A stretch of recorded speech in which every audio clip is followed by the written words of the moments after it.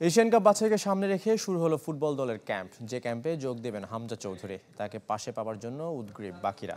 মাঠের প্রস্তুতি শুরু শনিবার থেকে।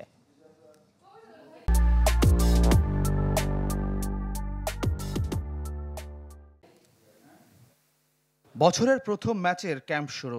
হাভিয়ের কাবরেরার ৩০ সদস্যের দলের ২৭ জন রিপোর্ট করেছেন শুক্রবার। হামজা, ফাহমিদুলরা পরে যোগ দেবেন আগে থেকে জানা, আর সাদুদ্দিন ব্যক্তিগত কারণে শনিবার আসবেন।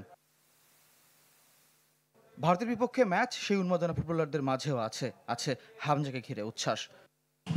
খুবই এক্সাইটিং ব্যাপার, কারণ ইংলিশ প্রিমিয়ার লিগের প্লেয়ার হামজা চৌধুরী আমাদের সাথে খেলবে, আমরা তার সাথে খেলবো।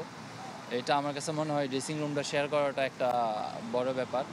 তো অবভিয়াসলি এটা তো আনন্দদায়ক, এবং অবশ্যই এই মোমেন্টটাকে আরও ভালোভাবে এনজয় করতে চাই ভালো একটি রেজাল্ট দিয়ে।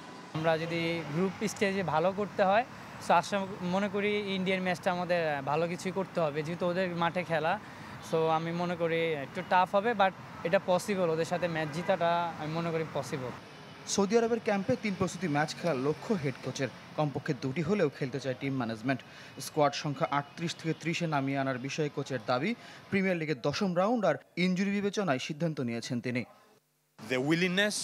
হামজা, ফাহমিদুলদের সাথে যোগাযোগ রাখছি, টিমের সব ধরনের আপডেট শেয়ার করছি, তারাও তাদেরটা জানাচ্ছে।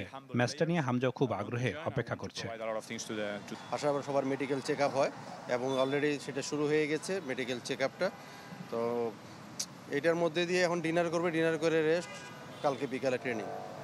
শনিবার বিকেলে বসুন্ধরা কিংস অ্যারেনায় শুরু হবে মাঠের অনুশীলন। ৫ মার্চ দল যাবে সৌদি আরব। ফয়জুল ইসলাম, চ্যানেল 24, ঢাকা।